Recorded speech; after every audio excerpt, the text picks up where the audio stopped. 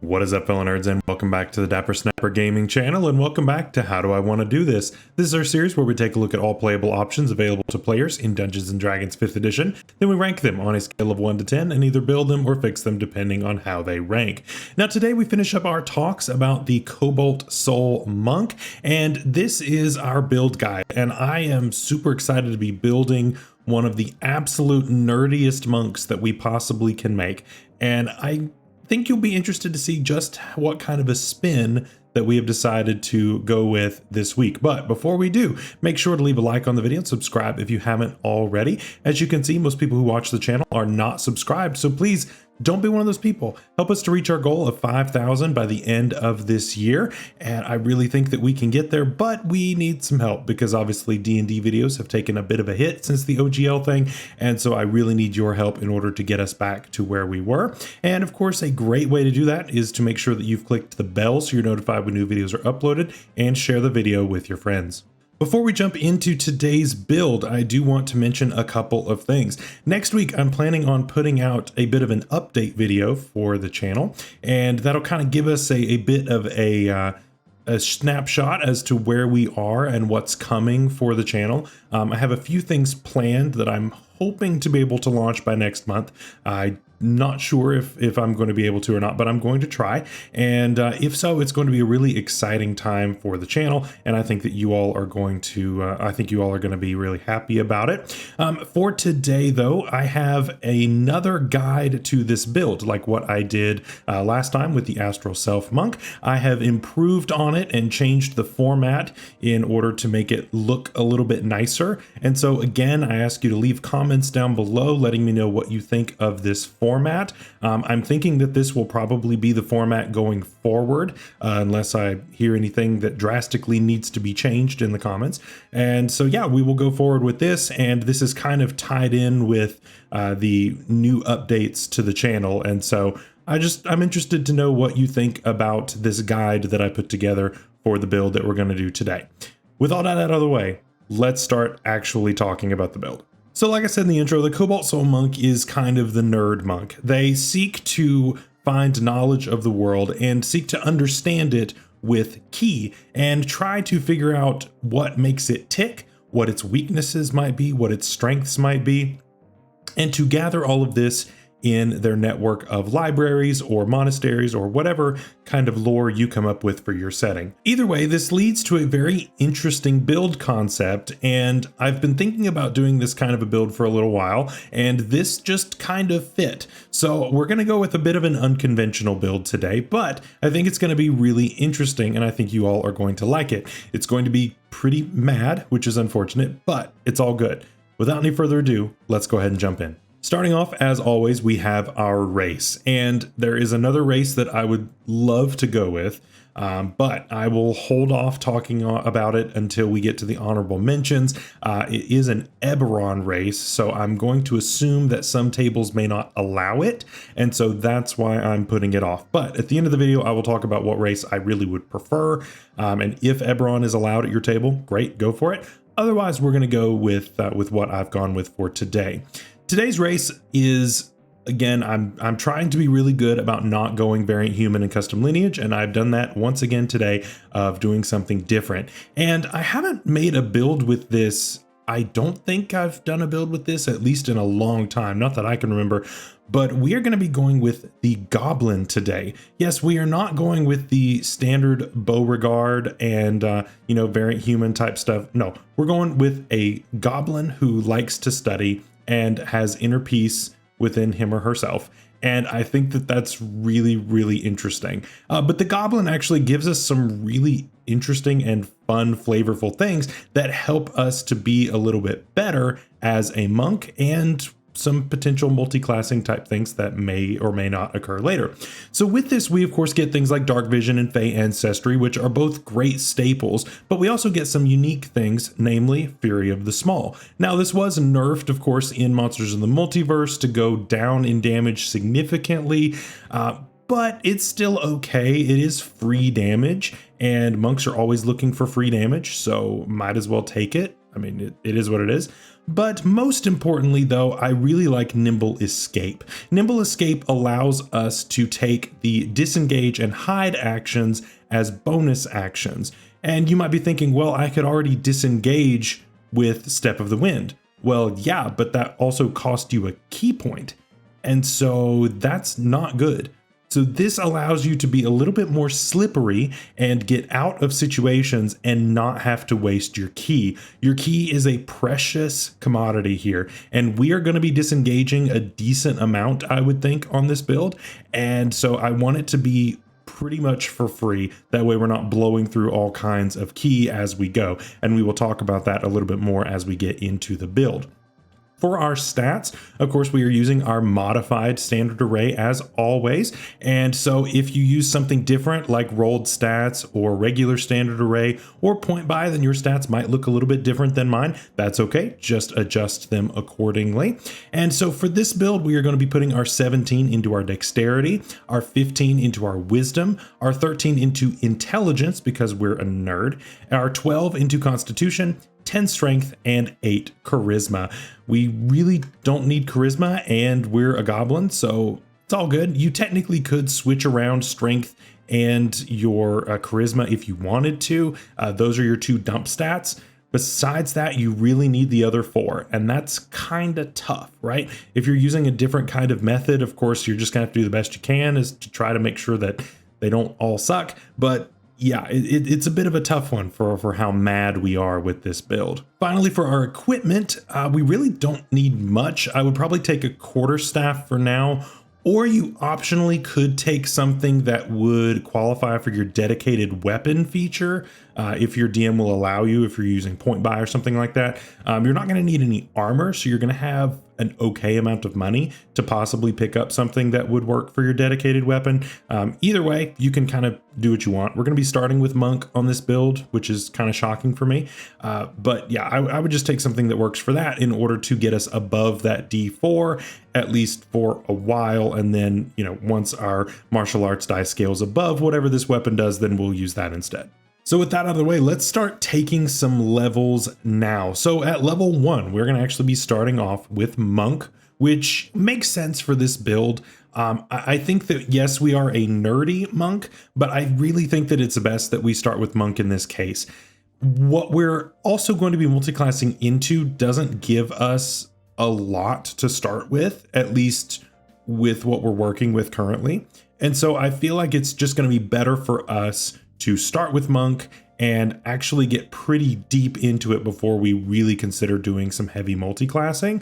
So this would be definitely something to consider for higher level play, I would think.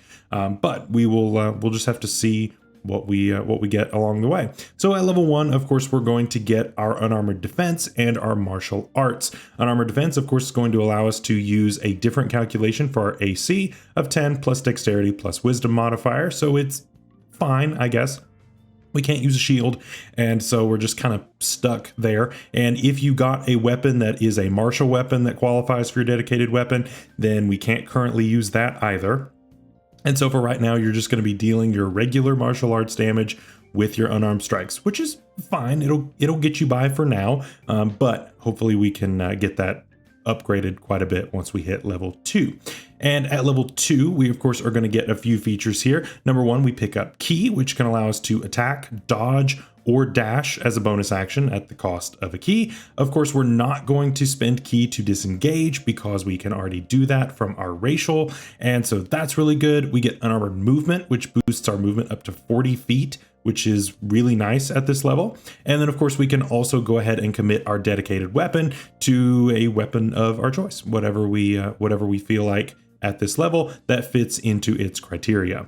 At level 3, we are going to, of course, get our subclass here, and we, of course, are picking up Cobalt Soul. We get Extract Aspects here, which just works right alongside our Flurry of Blows, which just means extra damage and extra information for you to call out to your friends and to tell them, hey, this thing is weak to fire, this thing is weak to colds, this thing is weak to whatever, and they can plan accordingly. At least your spellcasters can.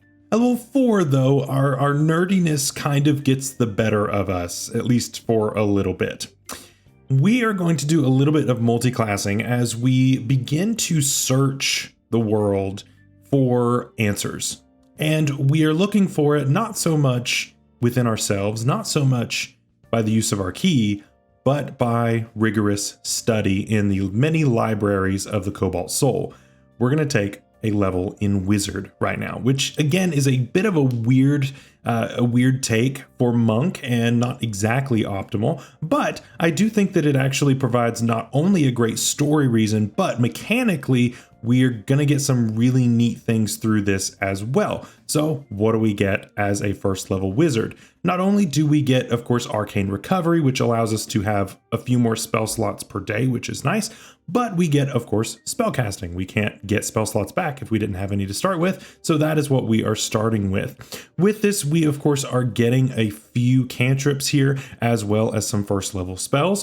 For cantrips, I would prefer things like Booming Blade, Firebolt, Mind Sliver, Prestidigitation, Toll the Dead, things like that. Obviously, we can't take all of them, but we can take a few of those. I would, of course, pick up Booming Blade because that is going to allow us to deal a little bit of extra damage on our attacks. And, of course, if they decide to move afterwards with that dedicated weapon we got a few levels ago. So that's really, really nice. Then on top of that, I would also consider Mind Sliver. We are going to be much more in a support role on this character. And so being able to essentially have a one-time use of Bane going out is going to be pretty nice. Yes, our spell saving throw DC isn't the best, but this is an intelligence save. Those are normally pretty bad on monsters. And so it's a fine one to target. I really don't think you're going to have a terrible amount of successes on something like that. And I'm hoping to eventually be able to raise up that DC as we go. But intelligence is pretty much the best stat that we can possibly be targeting. So we probably will get at least a decent amount of success for that, at least for now.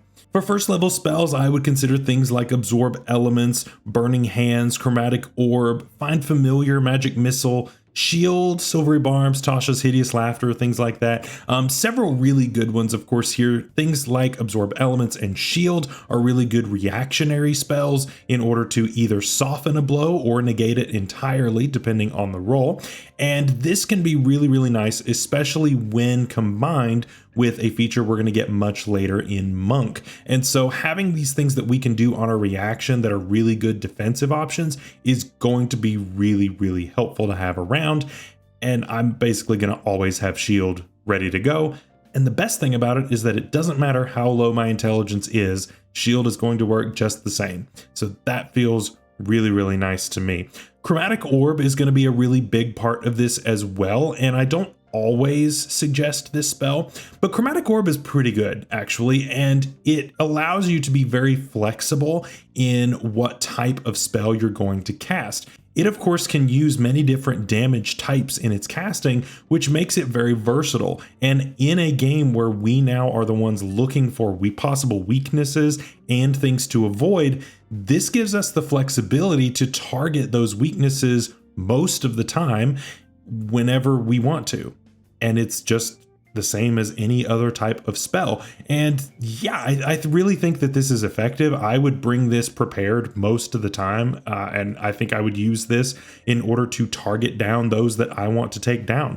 So a typical couple rounds of combat is probably going to be me running up, attack with my action. I can Flurry of Blows with my bonus action. And then if they go to attack me, I can cast Shield. Then on the next turn, I can bonus action Disengage in order to get out of there. And then I can cast Chromatic Orb if I needed to, or some other type of spell that does some decent damage. Or we can just attack again and then disengage, whichever one we want to do in order to keep ourselves safe. And we really just have a lot of options at this point, which is really good. We are gaining a lot of mobility, which is really good for somebody who's on the frailer side, but needs to be at least midline in order to really feel effective.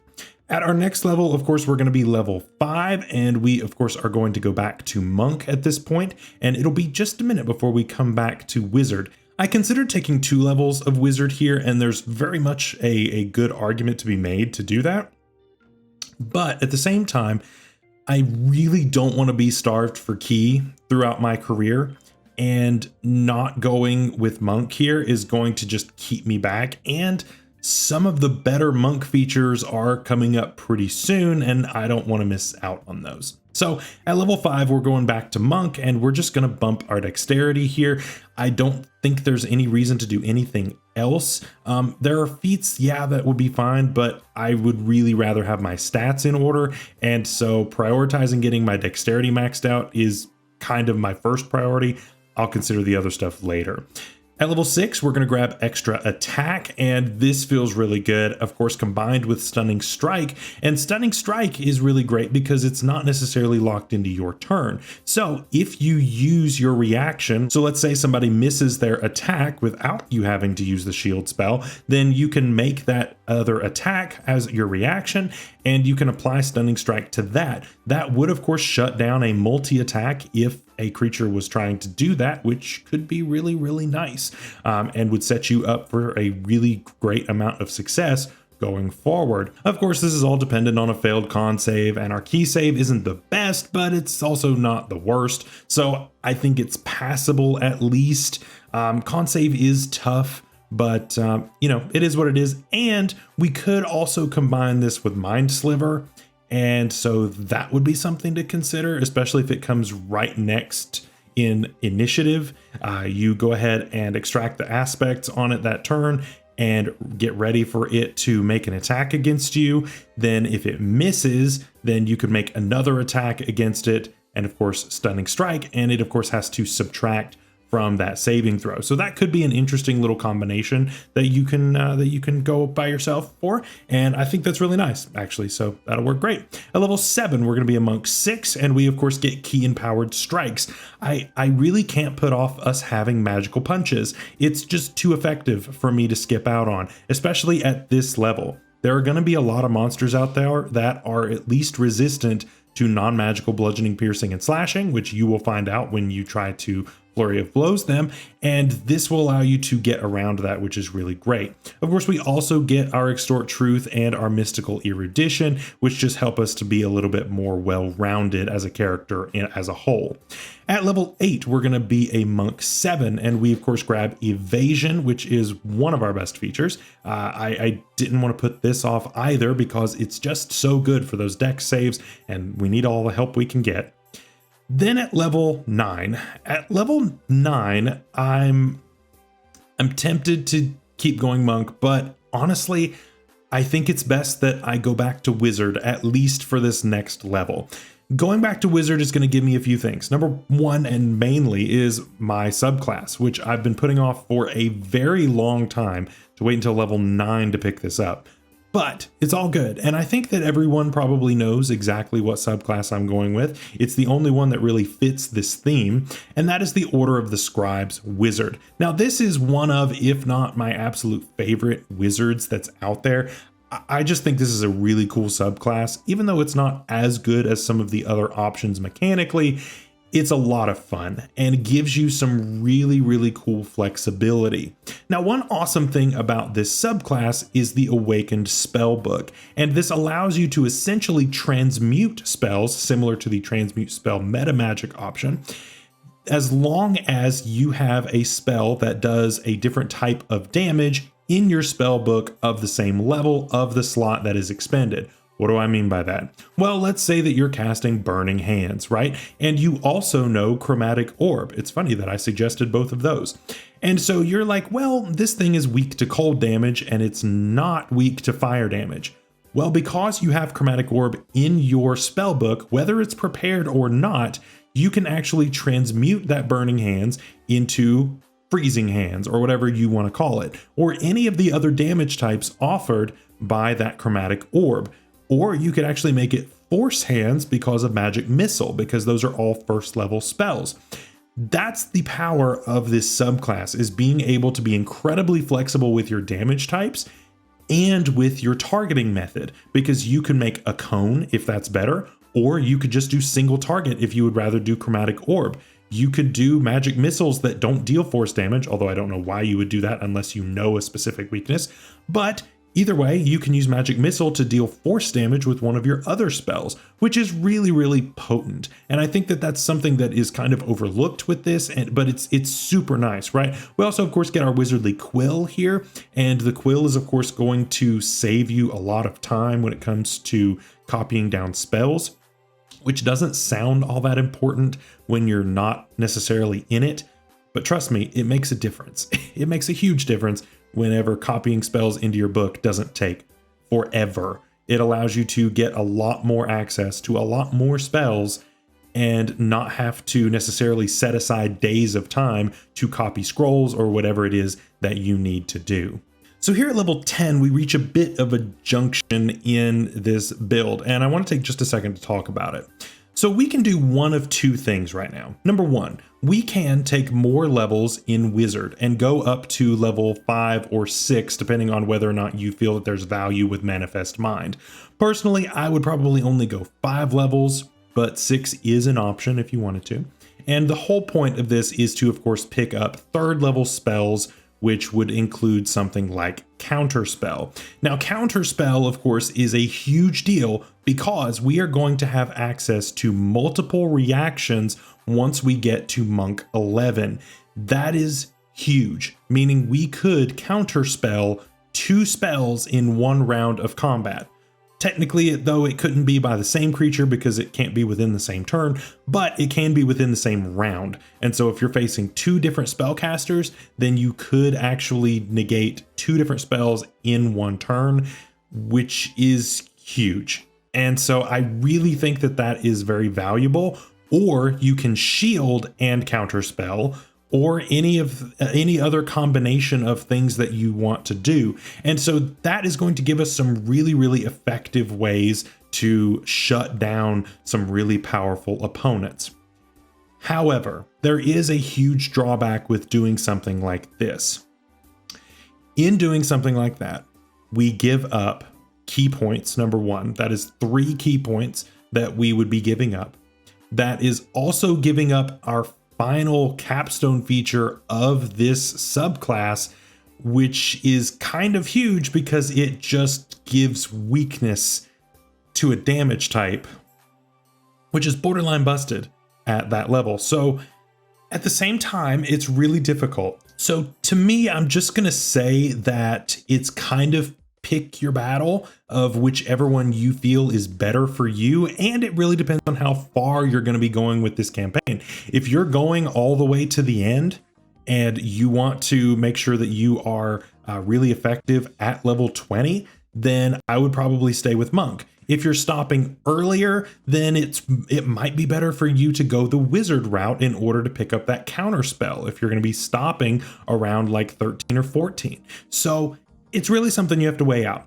I'm personally going to go the level 20 route for this, but there is just as much of an argument to be made in going the other way. So I'm going to go back to Monk now, but I totally understand if you want to go Wizard and of course grab things like Dragon's Breath in order to be able to transmute a bunch of spells for your 2nd level. Of course, be able to take something like Glyph of Warding for your 3rd level spells in order to be able to turn Fireball into whatever you want. Just a few tips for Order of Scribes. But yeah, you can do some really, really cool stuff. And of course, grabbing 6 levels would give you all of the spells that you really want at 3rd level. So just saying, that is something to at least think about. So at level 10, we're going to be a Monk 8. And so we, of course, get an ASI or feat here, and it's best to just go ahead and bump our wisdom. I don't see any reason to not do that.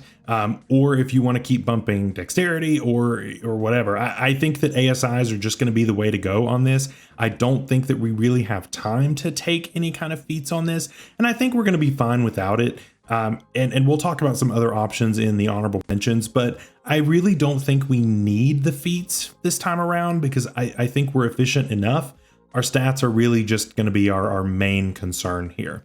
At level 11, we're going to get our unarmored movement improvement, allowing us to move across liquids and up vertical surfaces, which is really, really nice. We get purity of body at level 12, which is fine, I guess. It's only really matters in a cloud kill, but whatever. We then at level 11 now get 2 reactions as long as we spend a key point, which is more than worth it most of the time. This means that you can shield 1 attack, and then if somebody else goes to hit you with a melee attack, then you can hit them with a reaction, assuming that you have analyzed them. But this gives you some really cool flexibility. It means that you can also opportunity attack once and shield, or opportunity attack and take that extra attack, whatever you want to do. It's allowing you to be able to get off more attacks, and I honestly would use this a lot more for support than I would for something like the actual dealing damage. We're here to be supportive, not so much to be the one that kills everything. And we need to be humble in that and know that that is our main concern, is to make sure that our friends can actually be the ones who shine. Next up, we of course get an ASI or a feat, and I'm just going to keep going with wisdom. I don't see any reason to not max that out, and so we're just going to keep on bumping those ASIs as fast as we possibly can. At level 15, we're going to get a Tongue of the Sun and Moon, which is whatever, I don't care. If we had gone with the racial option that I would have liked, then this is entirely redundant, but it is what it is. Then we of course get Diamond Soul at the next level, which is incredibly good. I hate that we had to get it this late in level, but it's fine. It's all good. And of course you would still get this even if you took 6 levels in the in Wizard. Of course it would be at level 20, but still you would still have access to this, which is honestly a great capstone. So I'd still be happy with that. At level 17, we get Timeless Body, which is whatever, I don't care. At level 18, we get another ASI or feat, and so I would start bumping intelligence at this point, and so I would just bump that if you can in order to help out with your chromatic orbs or whatever else it is that you're wanting to do. If you are not going to be focusing on casting those spells that rely on intelligence or anything like that, if you took spells that only really just are support stuff and don't need that, then I would also consider taking the Tough Feat. The Tough Feat is never going to be a bad bring here, just because we have less HP than your typical monk, just because we have a bad constitution and we have some wizard levels in there. So we have a D6 hit dice. So we're kind of frail. And so, yeah, once I have my wisdom and my dexterity maxed out, I would definitely take the Tough Feat if I can possibly fit it in there. Then at level 19, Monk 17, we finally get Debilitating Barrage, which allows us to create weaknesses, even if there weren't any there before, or at least soften some of those weaknesses, which is so nice, especially at this level when so many things have no weaknesses, or at least have a ton of resistances. If you've got a party that really likes to deal certain types of damage, you can negate that, and that's essentially dealing double damage no matter how you look at it. Whether that is turning a resistance into a neutral or neutral into a weakness, you're still dealing double the damage you would have before. So I don't see the problem here. I think that that's only a good thing. And then finally, level 18, we of course get Empty Body, which is fine. You also could take a 3rd level of Wizard if you wanted to, but it's probably better just to take the extra key point. So that is our build for the day. Let me know what you think down below. Of course, before we leave, let's go ahead and jump through our honorable mentions. I have just a few for you today. If it were up to me and we allowed Eberron stuff, I would take the Mark of Scribing Gnome. The Mark of Scribing Gnome, of course, is going to give you some really nice spells that deal entirely with being a nerd and deal entirely with understanding the world around you and things like that. Now, I do think that this is better if you go the 5 levels of Wizard route, or 6 levels, whichever one you want to do. I do think that it's a lot better to go with it that way. That way you have access to more of those spells rather than just the 1st level ones. If you're going about it the way that I did the example of, I would most definitely not take that and go with the Goblin instead. But that's why we did what we did. But that's something that I would definitely consider. I think it's a really nice race that would fit your purpose here, and it would fit everything about it.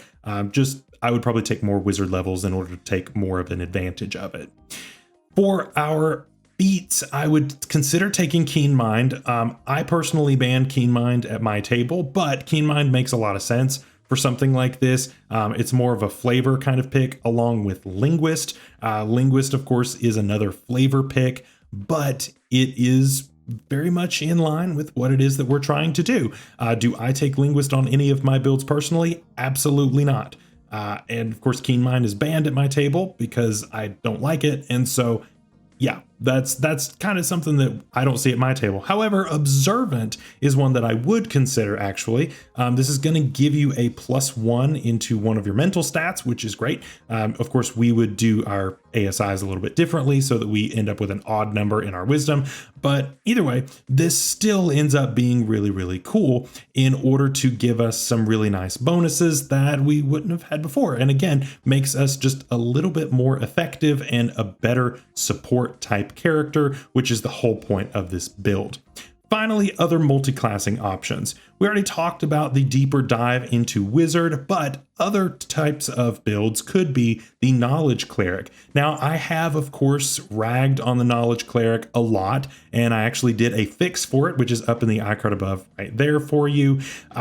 Yeah, I don't think it's a good subclass, but again, it fits into what it is that we're looking at. The Arcana Cleric is also a really interesting pick here, which just taking one level of it might actually be a really nice option, just because you can pick up some really good wizard cantrips from that. And so you could get Booming Blade that way and not necessarily have to have the extra intelligence score. I really like the transmutation aspect of this, and so that's why I went with the wizard levels, and it allows me to lean a lot more into that nerd thing. But this is definitely an absolutely valid option, as they are both kind of knowledge seekers, just for different reasons. One other thing that I would consider is the Inquisitive Rogue. Now, some people consider this to be kind of a Sherlock Holmes type of subclass, and a lot of that, of course, comes with our ability to interrogate with Extort Truth. This kind of is an interesting take on that. And I really like the Inquisitive Rogue. I had one in my recent Curse of Strahd campaign that I ran, and it was a lot of fun. She played this really, really well, and it's a really cool subclass, but it's kind of a Sherlock Holmes type of character. And this would allow you to be a different type of knowledge gatherer, in that of a detective who uses key in order to solve crimes. I don't know, this could be a really cool way to take that type of a character. Of course, we can't use sneak attack on our unarmed strikes, so we would of course have to use a different weapon, so like a rapier or something like that that would fit as a monk weapon. But yeah, it would just be a little more limited in that way, but still we could make it work. And I think that it would actually be a lot of fun to go with that route as well. So that is all for today's video. Again, let me know in the comments what you think of the new document that I've left down there for you to check out. This is the new format that I think I'm going to stick with from now on. And so just let me know what you think. I think that it is a lot better. I think it looks better. I think it reads better. But I want to know what you think before I go and make all of my builds having one of these things, because that is a ton of work. But yeah, until next week, when we begin another talk about another monk, I hope you stay safe out there and stay healthy, and we'll see you later. Bye-bye.